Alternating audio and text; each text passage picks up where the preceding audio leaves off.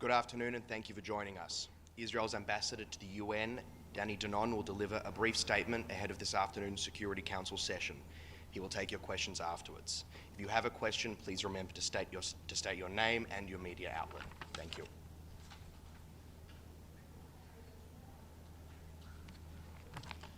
Hello, good afternoon. The IPC recently published a report filled with baseless and slanderous claims against the State of Israel. Its assessment, following previous ones which have all been proven incorrect, lacks credibility. They rely on biased, prejudiced sources to recycle outright lies rather than focusing on genuine, meaningful assistance. As I have said here in the past, there are agencies dedicated to real humanitarian work, and then there are those like the IPC which prioritize smearing Israel over actually helping those in need. The IPC's report, like its previous reports, is riddled with inaccuracies by its own figures. The situation in Gaza, including in northern Gaza, has shown improvement since October.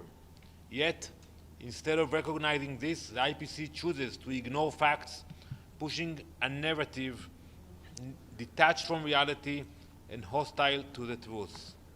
In today's session in the Security Council, I will counter the IPC's claims point by point, exposing the inaccuracy of its claims by detailing Israel's extensive humanitarian efforts across all of Gaza.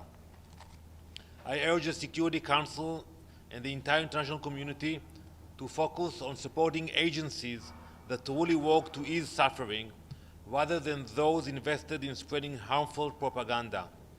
We have released mountains of evidence on the anger that Gazan civilians feel toward Hamas and Hamas's torture of civilians. The Council must listen to the cries of the Gazan people themselves, cease their obsession with Israel, and focus their energy on eliminating the true oppressors of Gaza, Hamas terrorists. Thank you. U.S. News and World Report. There's news in the last hour or so that the new U.S. ambassador to Israel will be Mike Huckabee. Do you know him? I think I've seen a picture or two of you with him. Do you think he will move forward on a path forward with the Trump administration? What's your sense of his work in Israel? I want to congratulate my dear friend, Governor Mike Huckabee. I think he will be a great ambassador to Israel. He's very familiar with the facts on the ground. I think he visited Israel dozens of times. He had like a yearly visit to Israel, and I had the honor to escort him. Also, after October 7th, he came, and I took him to visit the sites on Kfar Aza, Be'eri, and other locations where the massacre took place. So we will welcome him, and we will be expecting his arrival. Have you spoken with him? Not yet, but I will speak with him today. Thank you. Thank you. Independent Persian. Yesterday, Prince Mohammed bin Salman calls on Israel to respect Iran's sovereignty, and also he said an absolute rejection on Israeli attack to Gaza and Lebanon. I would like to hear your comment of these challenges. Thank you. Well, we respect our neighbors. We know that the aggression comes from Iran. They were the one who attacked Israel with hundreds of missiles. I would advise them not to try to take advantage of the transition period. From today until January 20th, you have more than 2 months. So maybe someone in Iran thinks that he can take advantage of that, and I would advise them not to do it. We have proven that they are vulnerable. We have proven that we can target any place in Iran we wish to do so.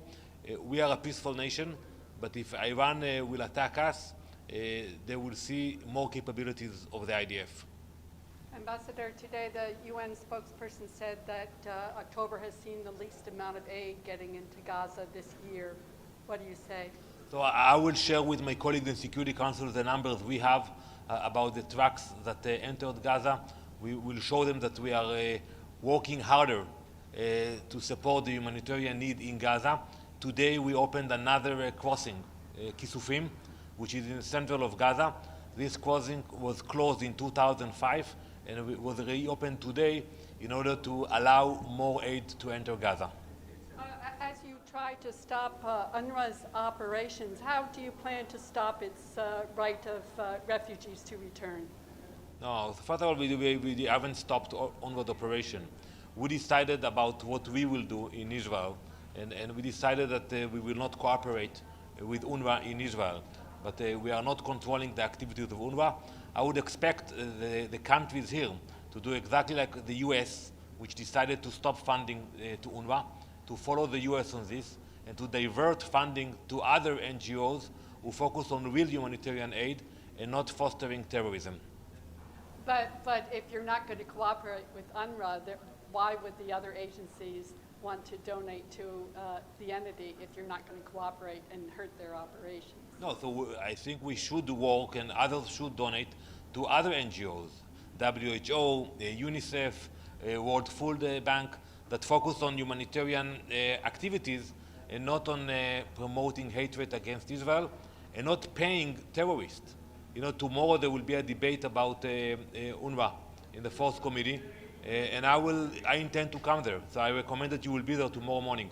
And here, Right of refugees to return? I will allow other questions with your permission. Yes, please. The State Department just announced that they won't be launching arms to Israel given their satisfaction of the aid coming in. What's your response to that? Well, I welcome the statement from the State Department. We work very closely with our allies in Washington, and as I stated earlier, we did a lot.